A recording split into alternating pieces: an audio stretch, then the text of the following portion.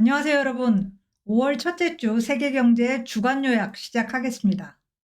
이번 주는 데이터 해석이 안 돼서 정신없었던 한 주예요. 제가 해석이 안 됐다는 게 아니라 저도 물론 안 됐지만 시장이 해석하는데 아주 곤욕을 치렀습니다. 결론적으로 지금까지도 아직 말끔한 해석은 안 나왔어요. 자, 본물처럼 들이닥친 데이터에 정신없이 한 주를 보냈다. 이게 이번 주인데요. 자, 한 주 사이에 미국 경제 내러티브가 완전히 바뀌었어요. 거의 180도 바뀌었습니다. 주 전반기에는 인플레 둔화가 멈춰선 것 같다. 그러니까 금리 인하 시점도 늦춰야 되겠다. 이런 얘기가 나왔어요. 그런데 며칠 후에 확 바뀐 얘기는 경기가 둔화되고 있다. 금리 인하 충분히 가능하다. 이런 식으로 바뀐 거예요. 그러니까 시장, 투자자들 정신이 없었죠. 4월 월간으로 미국 증시 지수 하락했습니다. 4월 마지막 날이 화요일이었어요. 이번 주 화요일. 그런데 같은 주에 5월 첫 주가 또 있었습니다. 이번 주 수요일부터는 5월 첫 주였어요. 그런데 이때는 주가가 상승한 거예요.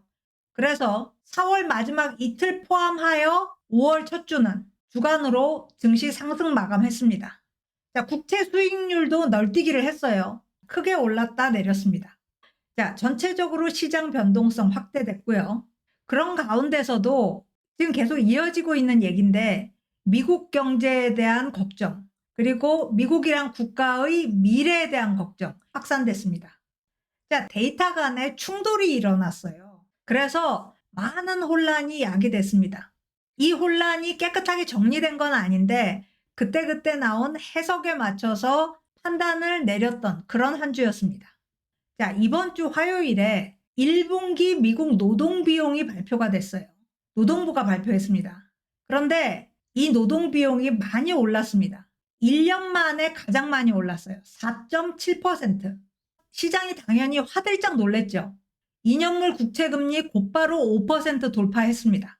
생산성은 0.3% 상승했어요. 1년 만에 최저치 기록했습니다. 자, 그런데 4월 후에 역시 노동부가 임금 상승률 발표를 했어요. 2021년 이래 최저치 기록했습니다.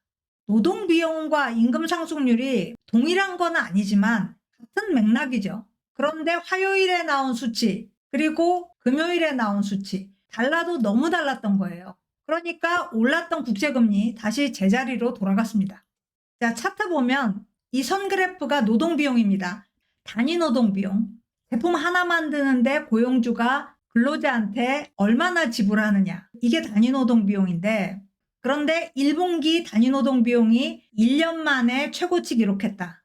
생산성은 낮아지고 노동 비용은 올랐다.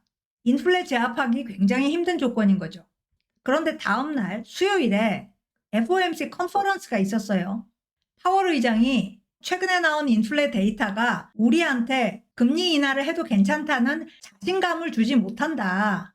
시간이 더 필요하다. 특히 임금 상승률이 둔화할 필요가 있다.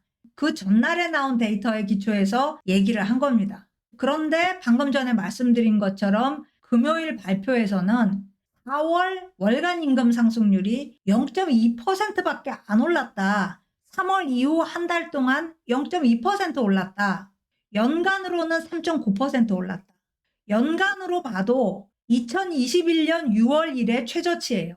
여기입니다. 3.9% 시간당 임금 상승률이고요. 2021년 6월에 3.9%였고 이후로 계속 3.9% 상회하다가 드디어 3.9%로 돌아온 거예요. 그리고 노동부 발표 일자리 증가세도 확연하게 둔화했습니다. 이코노미스트 예상은 24만 개였어요. 3월 일자리 순증은 30만 개 훌쩍 넘었었습니다. 그런데 이번에는 좀 줄여서 24만 개 예상했는데 발표된 수치는 17만 5천 개. 3월보다 거의 반이나 줄어든 거예요. 6개월 내에 최소치였습니다. 여기에요. 3개월 이동평균에도 훨씬 못 미쳤습니다.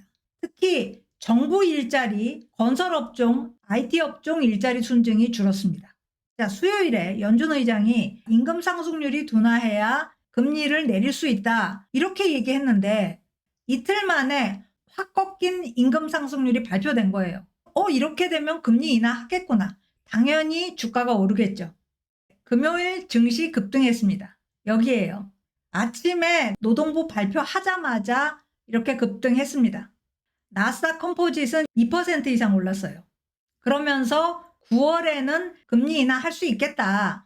이런 기대도 높아졌습니다. 연준은 금요일에 더 이상의 코멘트는 안 했어요. 6월 FOMC가 있는데 그 전에 고용지표 한 번 더 발표됩니다.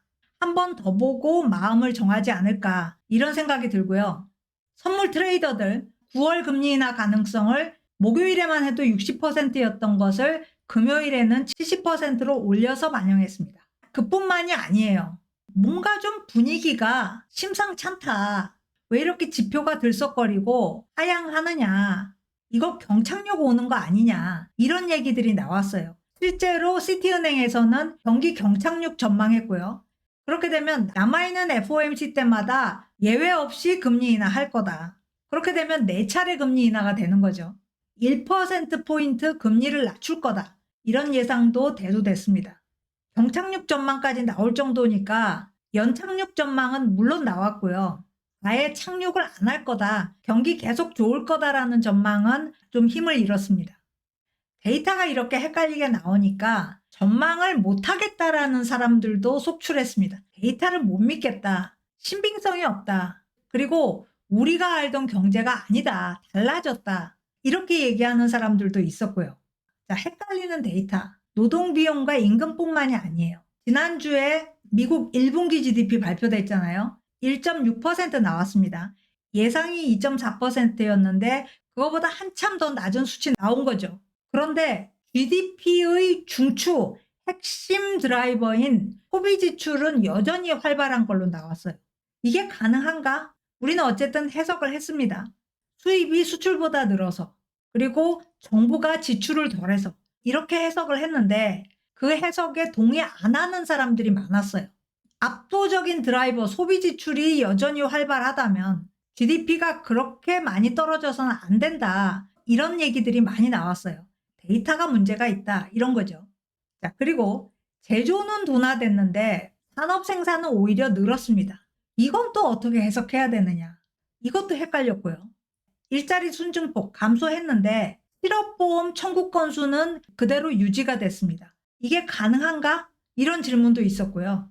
자, 경기가 좋다고 하는데 왜 4월 소비자 신뢰지수, 소비자 기대지수 둘 다 컨퍼런스 보드가 발표하는 경기 선행지수입니다. 이게 2022년 이래 최저치 기록했어요. 100 밑으로 떨어졌습니다. 97 나왔어요. 금요일에 발표됐는데 이것도 좀 악유가 안 맞는다. 이해 자체가 안 된다. 이런 지적 많았습니다.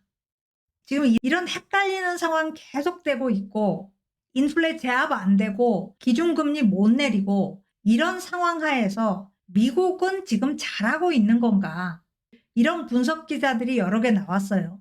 우리가 IMF 보고서를 얼마 전에 훑어봤는데 굉장히 날선 지적들이 많았죠. 미국 정책에 대한 비판 많았습니다. 그런데 이건 IMF가 아니라 미국 언론들이 정부 정책에 대한 의구심을 강하게 표시한 거예요.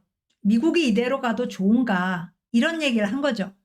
자, 올해 미국은 글로벌 GDP의 26.3%를 점할 것으로 전망이 됩니다. 지난번에 나온 IMF의 각국 성장 전망치를 가지고 계산을 한 거예요.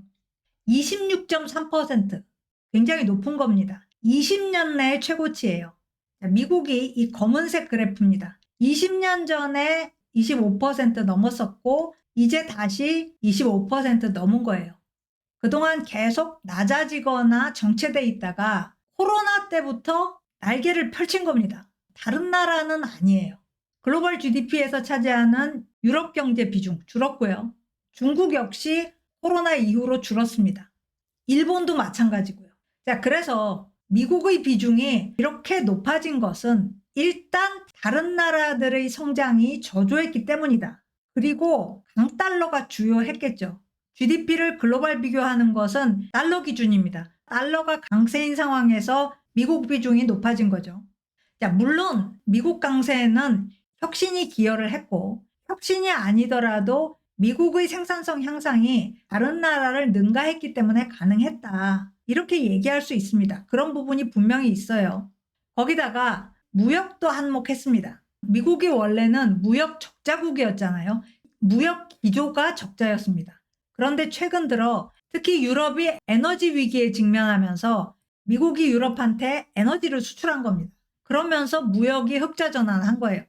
물론 지난 1분기에는 달러 강세 때문에 그것마저 적자로 반전됐었지만요. 그런데 우리가 누누이 강조하고 있지만 정부의 부양도 미국 경제 강세에 핵심 역할을 했습니다. 자, 2018년 코로나 전입니다.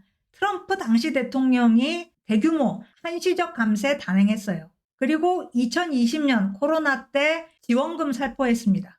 2021년에는 바이든 대통령 취임하자마자 또 코로나 지원금 풀었습니다. 이 때문에 물가 폭등했다. 이런 얘기가 있죠. 자, 그런데 코로나 지나고 나서는 코로나 지원금이라는 이름으로 부양은 더 이상 안 했어요. 하지만 부양은 계속됐습니다. 다른 이름으로 경제를 부양한 거죠.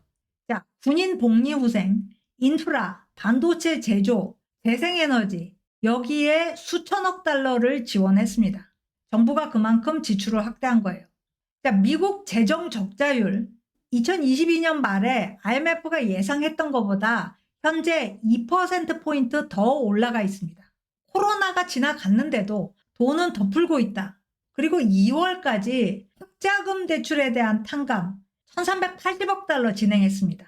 앞으로도 계속 추진한다고 해요. 자, 이 돈은 곧바로 구매력을 올리게 돼요. 그렇죠. 내가 갚아야 될 돈을 정부가 갚아주면 나는 그만큼의 돈을 다른 데다 쓸 수 있는 겁니다. 소비 지출과 직결되는 거죠. 거기다가 아주 최근 얘기죠. 우크라이나, 대만, 이스라엘에 대한 지원금 950억 달러 의회 통과됐습니다. 그런데 이 돈이 이 나라들한테 전액이 가는 게 아니에요. 그 절반 이상이 60% 정도가 미국에서 소비됩니다. 정부가 방산업체한테 무기를 구매하고 이 나라들한테는 무기의 형태로 지원이 되는 거예요. 그러니까 돈은 미국 안에 남는다. 미국 경제를 부양하게 된다. 역시 인플레 제압하기 어려워진다. 이런 얘기가 되겠죠. 자, 정부가 이렇게 거액을 지출하게 되면 장기적인 문제, 단기적인 문제 둘 다 야기됩니다. 단기적으로는 인플레가 안 잡혀요. 그러니까 연준이 기준금리를 내릴 수가 없습니다. 그리고 장기적으로는 정부 적자가 확대되면 그래서 채권을 더 많이 발행하게 되면 이걸 소진시키기 위해서 채권 가격 할인을 해줍니다. 채권 가격이 내려가니까 채권 금리는 올라가게 되겠죠. 미국은 현재 통화정책은 긴축이에요.